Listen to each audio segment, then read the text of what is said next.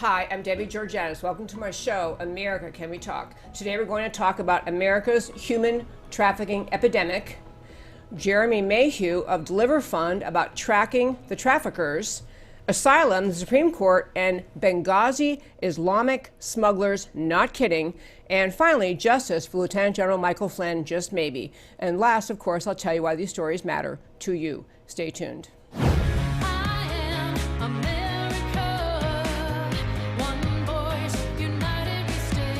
Debbie Georgatos, host of America Can We Talk, is an author, attorney, and political analyst whose mission is to inspire the American political conversation about preserving liberty in the best country on earth.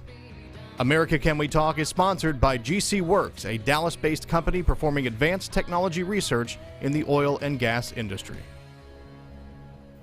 And welcome again to America Can We Talk? I'm Debbie Georgatos. Sometimes driving home from this show, I think of things I wish I had said. We talked yesterday about the North Carolina victories. Republicans won both of those seats in the special election.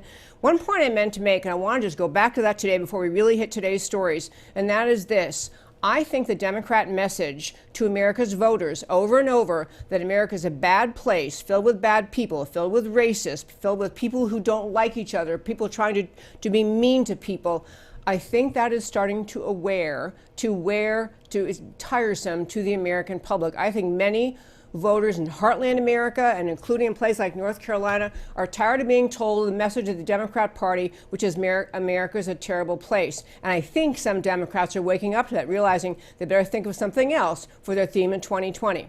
But the real topic for today, and the real topic for today's First Five, has to do with human trafficking. I've noticed recently, maybe you have too, in your Facebook feed or wherever you look for news, more and more stories about human trafficking, children kidnapped, sex trafficking of children.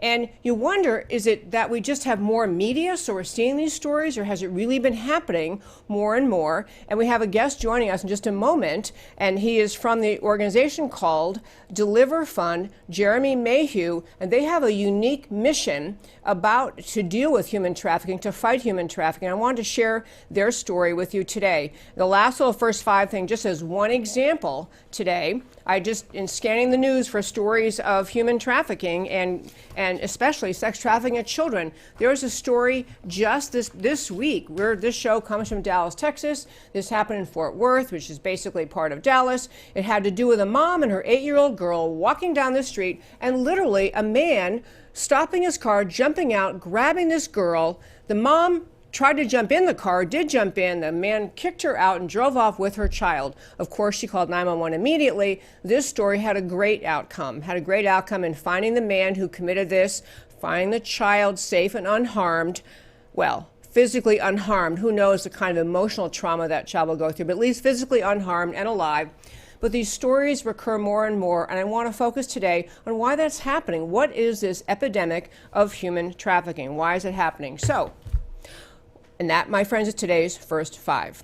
So joining me in studio, as I mentioned, I have Jeremy Mahugh. He is with an organization called Deliver Fund. They're wisely based here in Texas, in Dallas, Texas. And the briefest of introductions about him, he is a former U.S. Special Operations, a former Navy SEAL sniper. After his time in the military, he returned to the Middle East as an operative for the National Level Intelligence Agency, stayed there 5 more years, came home, and now became part of this organization called Deliver Fund that tries to get after human trafficking. So, Jeremy, welcome to the show. Oh, thank you so much for having me.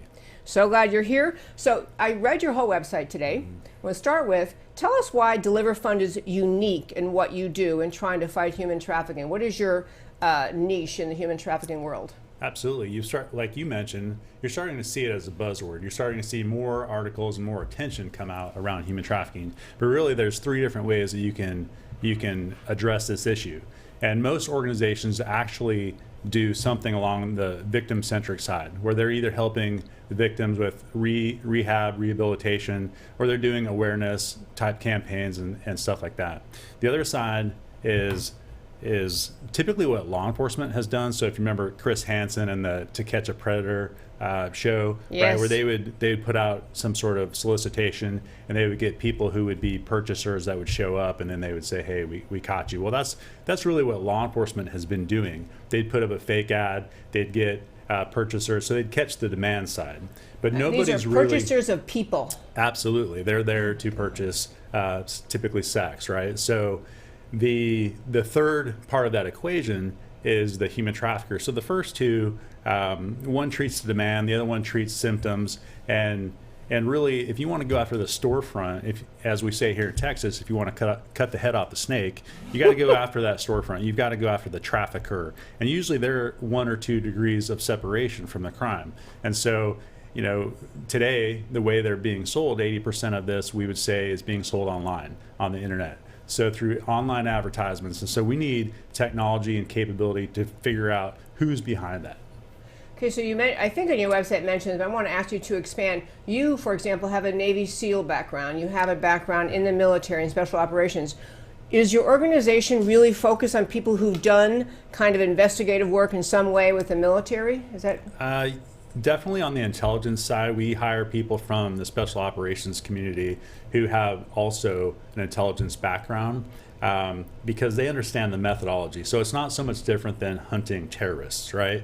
For example, one of our senior analysts, I call her the Huntress. She actually, or okay. AKA Pimp Slayer, she actually was previously with the Air Force as a analyst and intelligence analyst for them. Then she worked for the NSA, and then she worked for the FBI doing essentially terrorist watch listing, right? So she was trying to find bad guys before something went boom.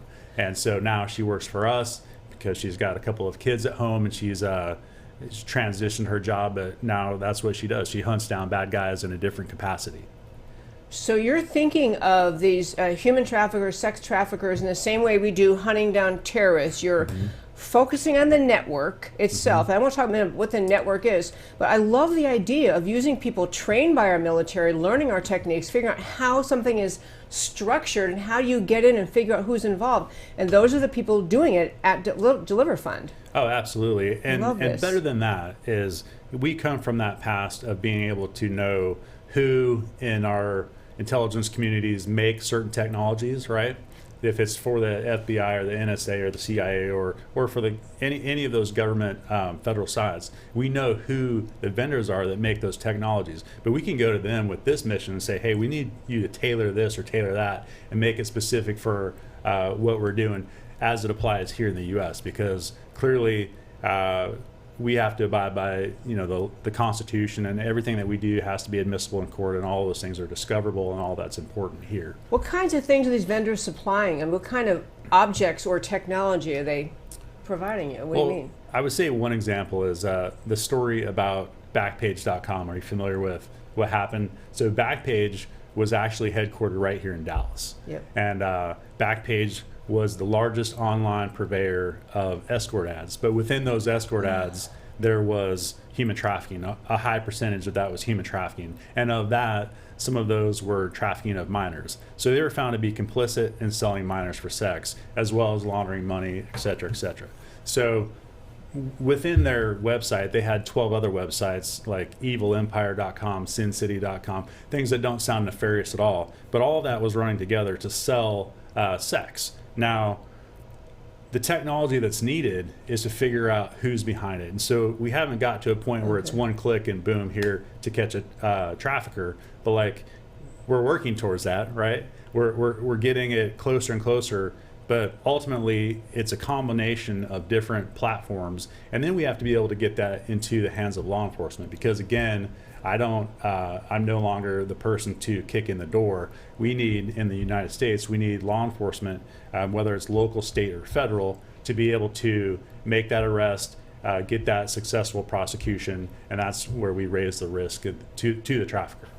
Okay, so you're trying to tap into finding networks that actually work in human and sex and child trafficking. How big are these networks? This is like 3 people in their basement in Montana somewhere, or I mean, how big are these networks and how organized are they?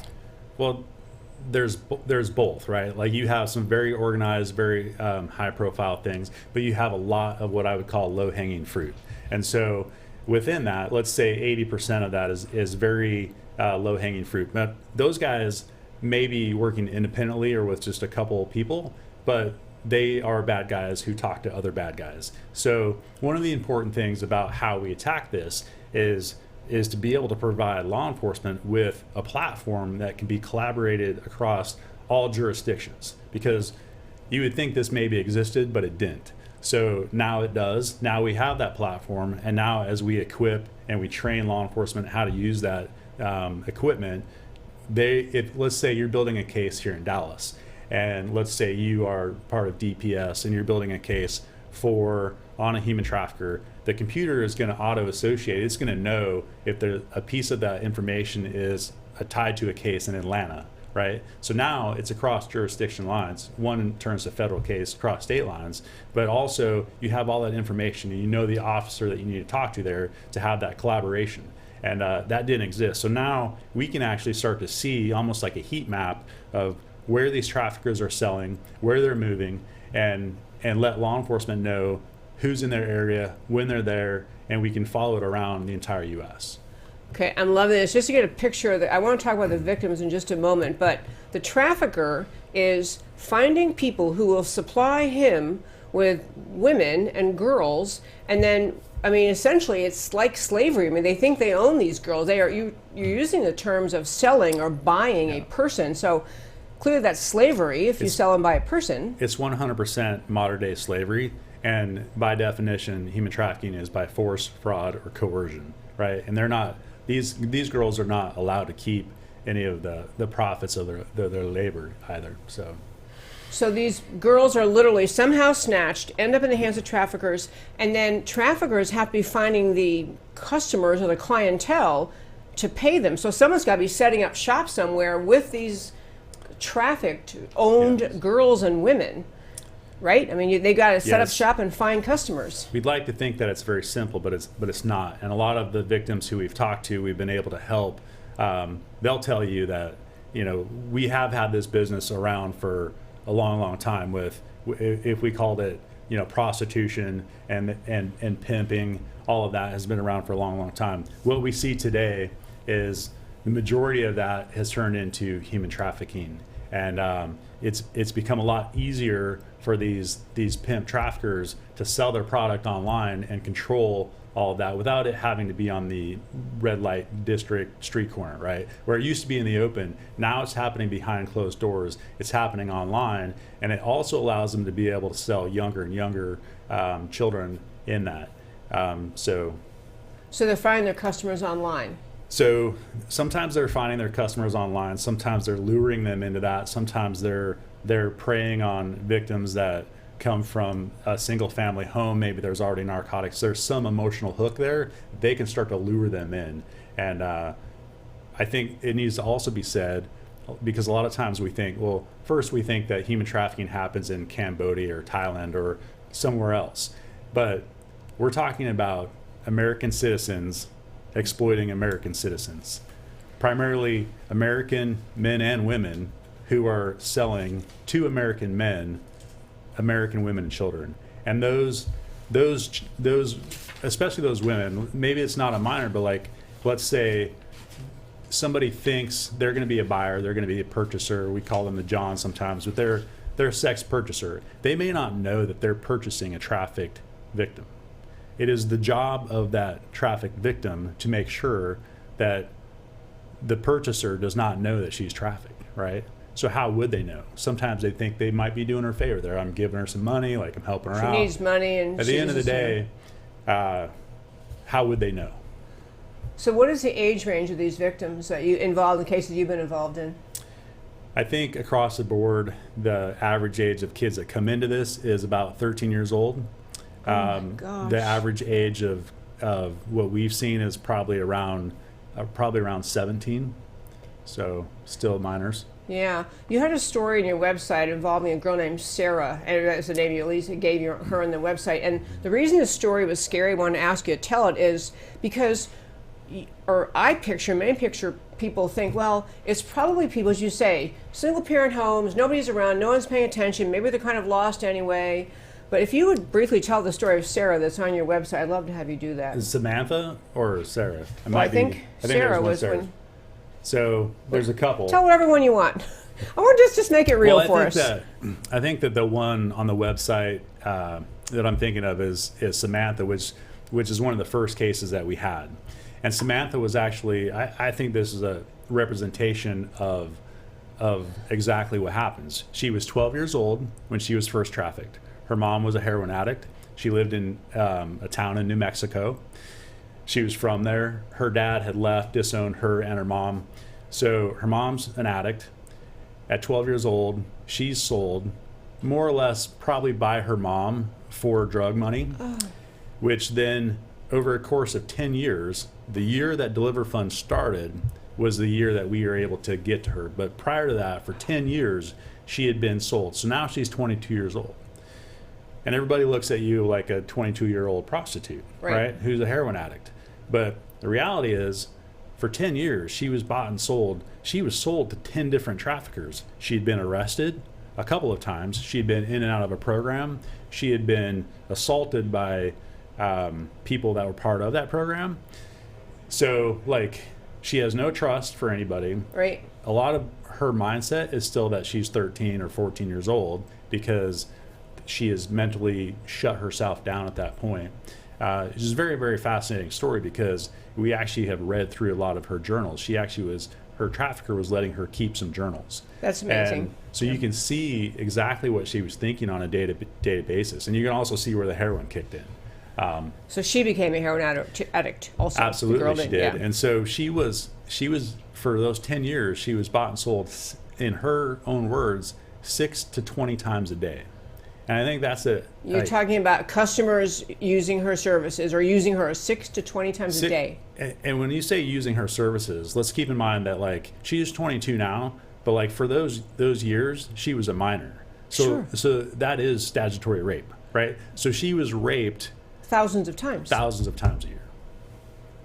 Oh my gosh. Okay, and you know, I know it's not your specialty within Deliver Fund to deal with the victims and how they move forward. I'm glad other people do that because you can't even imagine ever getting your head on straight after that. You can't even imagine. And you don't have any sense of normal life, normal relations, normal friendships. And oh my gosh. Okay, so when you find information on these trafficking networks, you turn it over to, is it more the FBI or is it usually state officials? We try and do a couple things because if it's just us building cases, we can only build so many cases. So we advise and we build cases and we pass that intelligence over to all of the above, whether it's local, state, or federal. We work with the FBI, Homeland Security, all the way down to your local PD. I mean, we, like you were talking about Fort Worth, we've actually trained Fort Worth PD as well as the sheriff's department there with Tarrant County.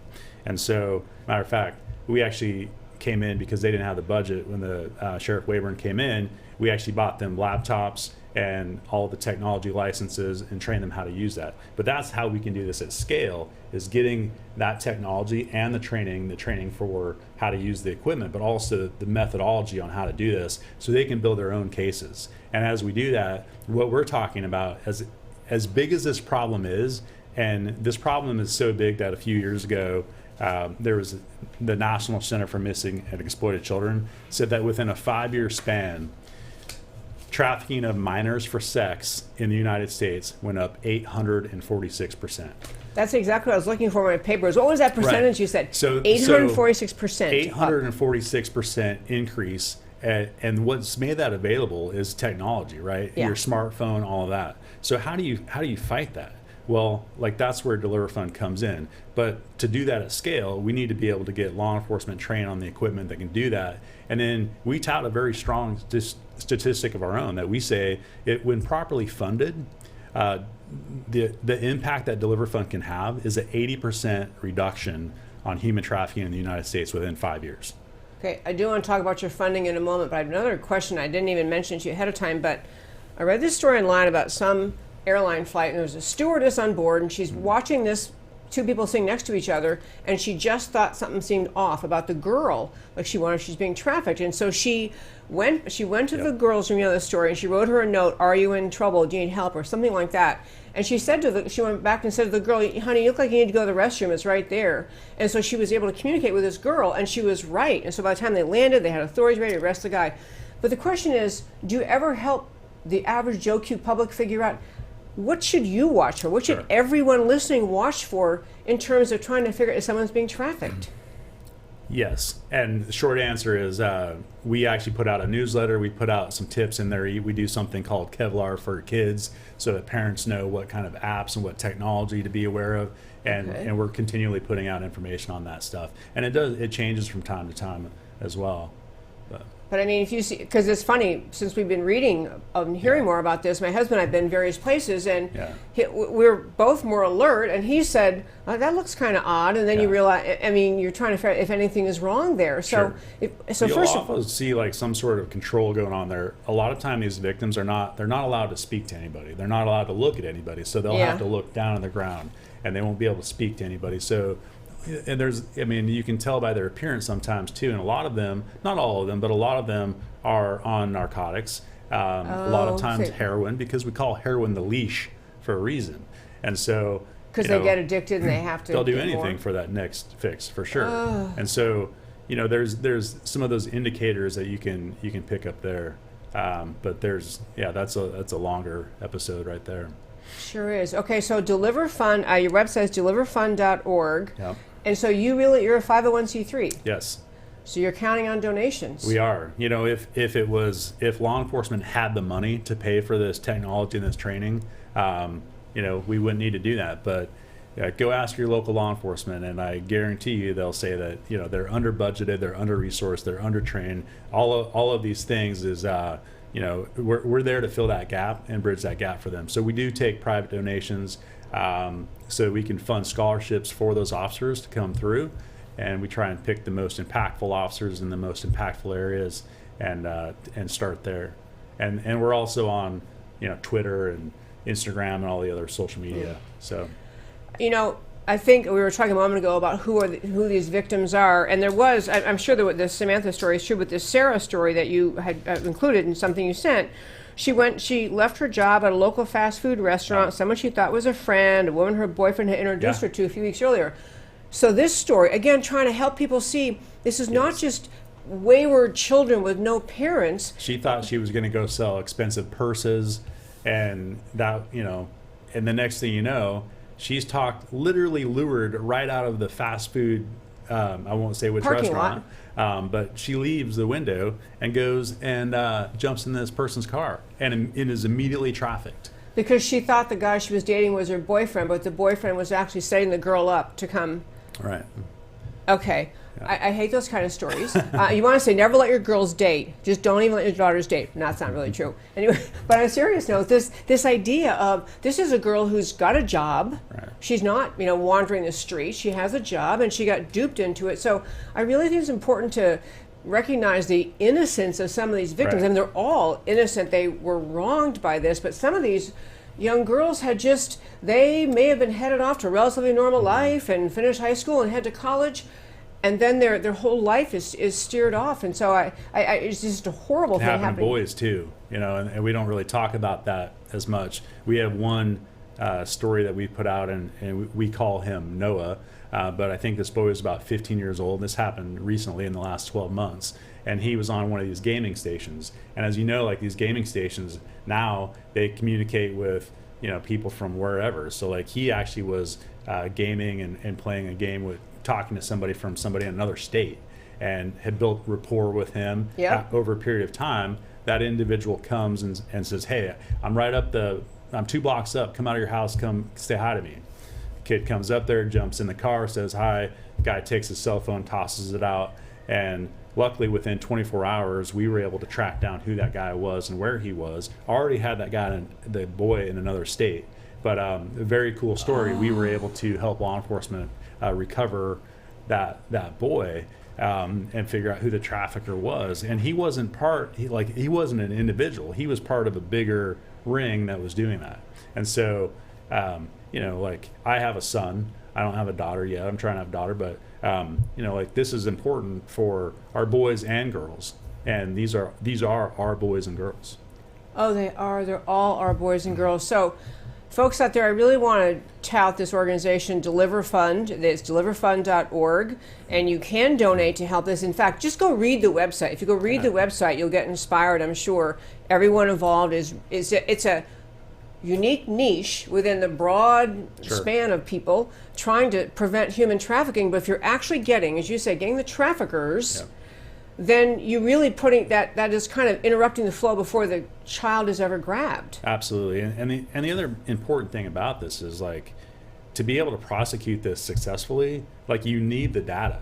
The data is super important, because if you're just relying on a heroin addicted prostitute, I'm going to tell you, the FBI is not even going to take that case. Because she can't testify, she can't remember, she can't, she's not a reliable witness. And so because of the data that we end up having, and we during our class, we've had officers build a case and actually call home to their own jurisdiction and get arrests made like the next day. And they were like, this is amazing, because we have all the information. It's like having all your homework already done.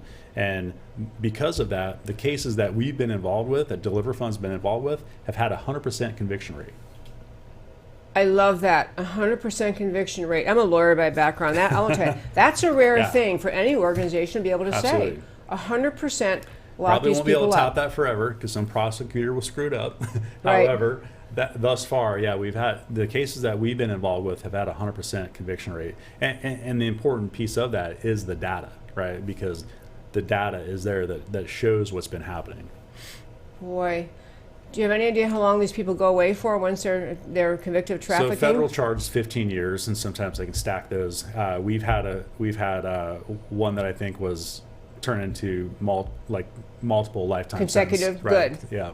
I'm into lifetime for all of them. But go ahead. Yeah, but it depends on the jurisdiction. Again, in a place like New Mexico, this will burn you. It's a 3 to 5 year sentence for human trafficking. Oh my gosh! Well, that's got to change. That's why some legislators could make it a federal case. I'm telling you, and some people could be successful as candidates and say, "I'm running to change this law. This is crazy. With 3 to 5 years, a guy should never get out again." If you're willing to do that kind of stuff. The good thing is, it's getting more awareness, and people are starting to realize what's going on. There's more organizations that are pushing that over the line on the legislative side.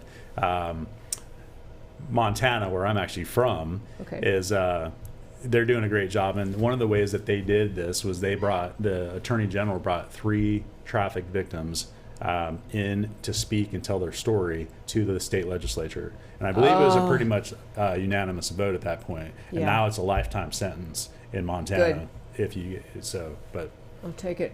Jeremy Mahugh, deliverfund.org. Thank you so much for coming. And this was a great interview. Thank you so much. Thank you so much. Thank you for being here. Okay, folks, I tell you, go to read Deliver Fund. You will love this website. You will learn so much. You will figure out this is a huge, to use Donald Trump's term, huge problem, and it needs every American involved. So do that. I hope you will. I want to turn to 2 other stories. One is there was a Supreme Court ruling yesterday, and this has to do with border security. And I want to mention why I really want to talk about it is this. President Trump has been stymied at every step of the way in his effort to secure our southern border. Every step of the way. His effort to, for example, say that we're going to actually vet potential refugees coming to America from countries that have a very serious problem with Islamic terror. He had to go through numerous iterations of that order and have several judges at the federal level, federal district and circuit court judges, rule he couldn't do that, issue orders, nationwide orders banning or enjoining his executive order. Finally got that cleared up at the Supreme Court. But the recent case, the case yesterday, had to do with an executive order President Trump put in place related to people seeking asylum. And as we've talked about in the show many times before, asylum is a specific legal term.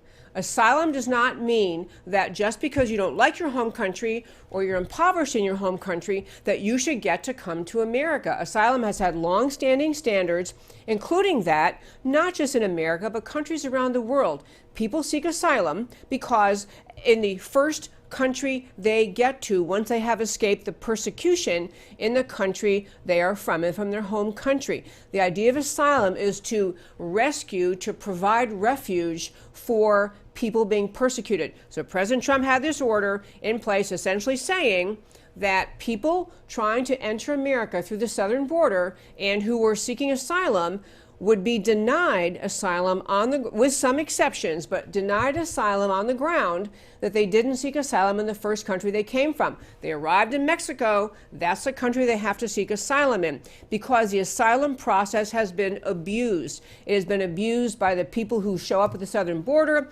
with a script in their hands. They're literally reading from a script provided for left-wing organizations, trying to just simply explode the southern border, to obliterate the southern border, allow more and more people to come here. We've had problems with asylum because people come, make their asylum request, and during the time between when they make their request and we finally can get a hearing, they disappear into America's interior, never to be seen again. So Trump's order essentially said, you cannot get asylum if you did not seek asylum in the first country where you, after you left your home country. So naturally that falls on Mexico, because most of these people at the southern border, at least the ones from Central America, are coming up from countries in Central America and through Mexico, could have asked in Mexico first.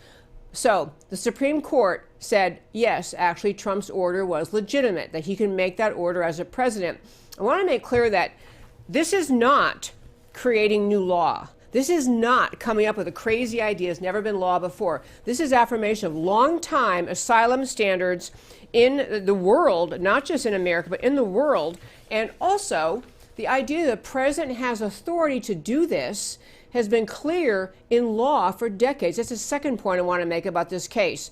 The underlying notion that Trump or any president has the right to issue an executive order related to asylum, and that the asylum order he put in place had to do just put into an order a long-standing assumption that asylum it can only be sought in the first country you enter once you leave your home country. Secondly, the Supreme Court had ruled on this relatively recently, ruled on the notion that the idea that the president has this authority to issue executive orders related to asylum policy. The president has executive authority to decide, basically, to deny entry to America for anybody the president chooses to do that. That is where the law stands right now. There was a case called Sale versus Haitian Centers that went out of their way to say the president's delegated authority under Section 212F and 215A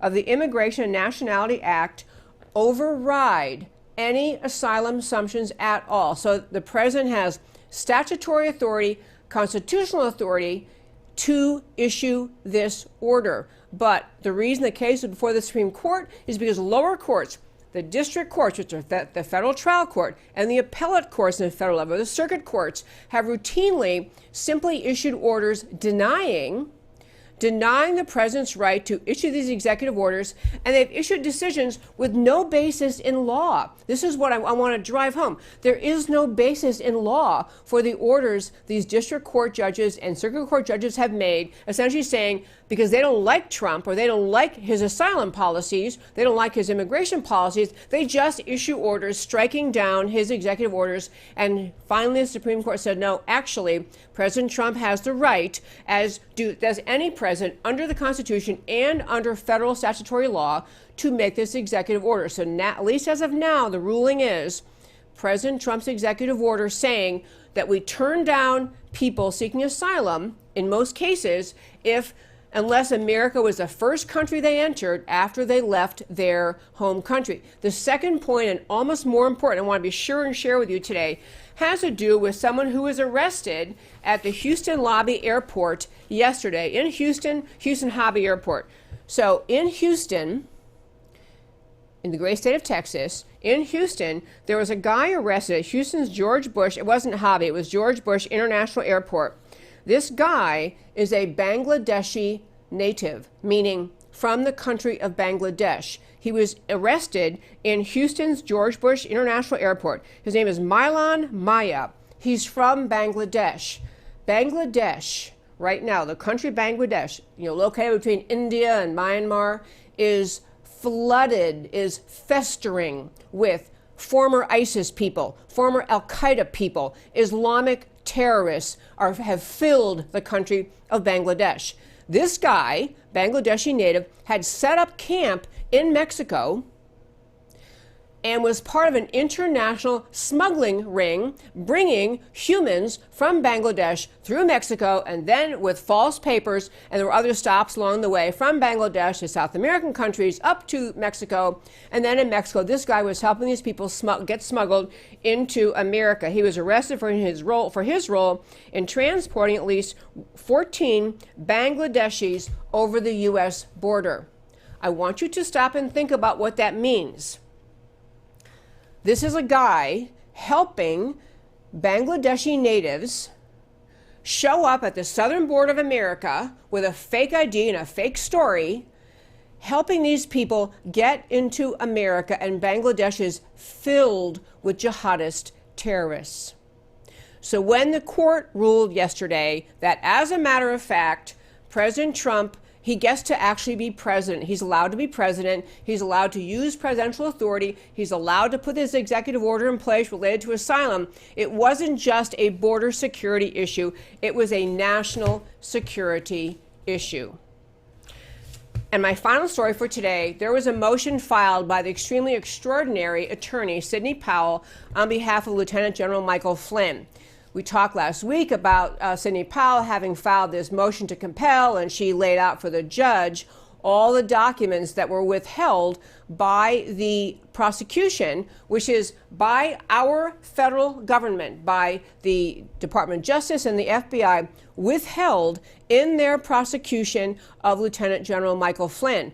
There's a rule, which we talked about before, the Brady Rule. The Brady Rule, longstanding federal law, basically says if you're the prosecutor, you must turn over all documents to the lawyer for the person you're prosecuting. You must turn over all potentially exculpatory evidence, all evidence to help the person being prosecuted to defend himself. Sidney Powell is pointing out that the attorneys in our own U.S. attorney, our own prosecutors, our federal government, going after Lieutenant General Michael Flynn, withheld, and she lists, I think it's about 40 items, Brady evidence they were forced, they were required by law to turn over, but did not. So she's making her case now in front of Judge Emmett Sullivan so what is the big news of today is that list of things was released. And I put on my website, AmericaCanWeTalk.org, there's an article by the extremely brilliant Sarah Carter, one of the last remaining true investigative journalists in America.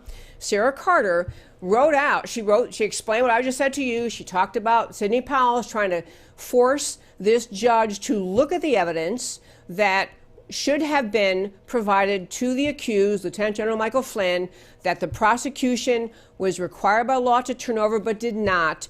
And Sidney Powell, has not yet made the argument that Lieutenant General Michael Flynn should be allowed to withdraw his guilty plea. That's where a lot of people thought she was headed with this.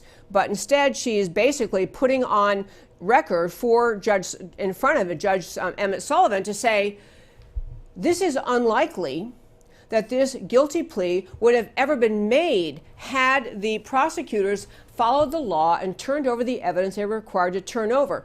She's getting at, I'm going to guess, she wants Sullivan to throw out the whole prosecution, to say, you know what, there's such extreme prosecutorial misconduct in this case, egregious, extreme, prejudicial wrongdoing by the prosecutor in this case, that the whole thing should be thrown out. This is where I think she's angling toward. But I want you to encourage you to go to our website, AmericaCanWeTalk.org, because she, in this listing of the many things that she's saying the court needs to rule that the prosecution should have turned over under the Brady Rule but did not, she lists many specific things. What it helps you understand, it gives you a window into the breadth and scope and depth of tenacity and determination by this federal prosecutor, Mueller, and his team to simply get Michael Flynn. That's what it makes clear, that these people were so unwilling to follow the law, so uninterested in truth, which is supposed to be what you seek as a prosecutor. You seek to find truth, not seek to get a conviction. You seek to find truth. But these people were so determined to bring down Michael Flynn because what they were really determined to do was to bring down the President of the United States. This, my friends, when people say this was a coup inside the DOJ and the FBI, and you hear lots of people saying, well, that's pretty strong language. When you see what they withheld, their entire intent was obviously to make it impossible for Lieutenant General Michael Flynn to present a legitimate defense. They wanted to get him. They thought by getting him, they might eventually turn him and get him to testify against President Trump. And it didn't work. And they're livid that it did not work. Now, Flynn did cooperate with them in some things. The deal they have right now was the prosecutor isn't seeking jail time in exchange for Flynn doing some cooperation. Flynn's done cooperating. Prosecutors now hinting, maybe after all, he's not cooperating anymore, so maybe we'll go for jail time. I think Sidney Powell is really kind of putting at the feet of this federal judge saying, are you going to let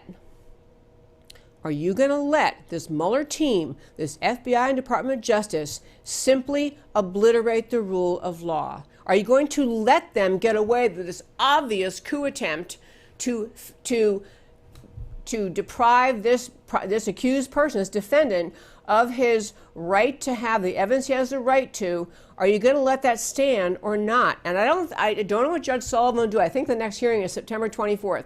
But Judge Sullivan is now seeing the breadth of wrongdoing inside the DOJ and the FBI, this just visceral determination, we're going to destroy this man. Some of the language and some of the documents she is seeking is pretty colorful, so I will let you read that. But I want to urge it, the other little last legal point before I get to why it matters to you is this.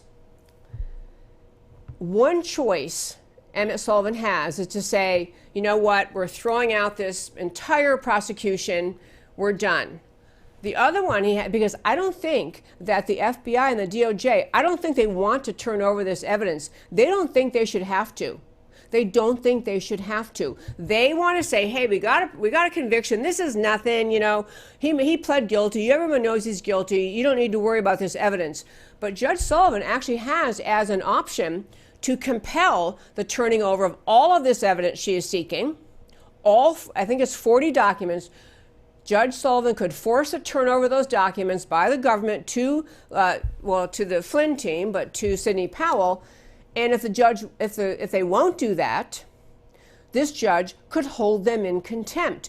He could literally march these prosecutors off to jail to say, you can sit there for a while and think about how strongly you feel about protecting what the FBI's wrongdoing. Is it worth your career? Is it worth you sitting in jail? Because, folks, this is, at the end of the day, this gets around to the idea, do we have a rule of law or not? This is very, very serious, high-stakes stuff. It's not just about one guy, Michael Flynn, who was egregiously wronged. It's about the higher idea. Did we, because of this just witch hunt was too nice of a word, this coup attempt, this frame up against President Trump inside our own federal government, do we have the backbone, the determination, the willingness to take it all the way to holding the wrongdoers accountable? Apparently, by the way, Devin Nunes said in an interview recently that he wants to see the prosecution go to the highest level of the, in his term, mastermind of the Trump-Russia frame-up, the Trump-Russia coup. And I'm going to guess, this is not what Nunes said, my guess he's talking about John Brennan, head of the CIA, who needs to be held accountable for his wrongdoing. And that, my friends, is America Can We Talk for today. We're going to turn to our Why It Matters to You. I love doing this, and I tell you every week and every time we do this idea that why it matters to you, why we're talking about why it matters to you, is because I don't do this show to shoot the breeze about anything casual, inconsequential. What I talk about are just meat and potatoes issues from the perspective of preserving and maintaining this precious, extraordinary experiment in human liberty, which is America. And now, why it matters to you. So we'll start with the first story we had for today. We had the human trafficking epidemic, an ugly, depraved reality of 2019. Human and sex trafficking is a vast criminal enterprise in America. Human and sex traffickers must be uncovered, prosecuted, locked up. Citizens can help by knowing what to watch for. The moral depravity and human trafficking may have always been part of this world, but its prevalence in America is a stain on our culture and goodness. to say the least. The good news is good people are standing up. Check out deliverfund.org. We have Asylum, SCOTUS, and Benghazi. I'm sorry, not Benghazi. That's the wrong word. Bangladeshi. My mistake on this slide is Bangladeshi Islamic smugglers. The very fact that the Supreme Court had to issue a ruling, that the Supreme Court had to say, by the way, clarifying for the lower courts, that the president has authority to deny entry to any foreign national, which is longstanding law, is a sign of how radically the left has decimated the rule of law. Second, the U.S. Senate should immediately pass legislation, which is now pending, confirming that lower federal courts have no authority outside their own jurisdiction. This is part of the vast power grab of the American left, the elitists sitting as judges in district courts and federal courts, issuing rulings that are nationwide. Third, the arrest in the U.S. of this Bangladeshi smugglers, the existence of this international smuggling network, and the Bangladeshi's Islamic jihadist population underscores that this and other border security rulings are vital. These are national security issues. And finally, justice for Lieutenant General Michael Flynn. Sidney Powell's motion to compel Brady material, demanding that the government produce all documents germane to Flynn's defense, puts the ball squarely in Judge Sullivan's court. Will he step up and hold government lawyers in contempt and possibly jail them? Stand by, next hearing September 24th, and Sidney Powell's representation of Lieutenant General Michael Flynn is putting the spotlight on the government's dishonest and unethical behavior, not only as to Flynn, but as to the entire exonerate Hillary, frame Trump motivation of the FBI, the DOJ, and really probably the CIA. The rule of law in America is what's on trial in this case. A huge segment of the American people know it. And that, my friends, is America Can We Talk for today. Please, I love hearing from you. You can email me at americacanwetalk@gmail.com. Check out our website, americacanwetalk.org. Tune in every Monday through Thursday, 3 p.m. Central Time, for this show where I always speak up for America. I always talk truth about America because America matters. Talk to you next time.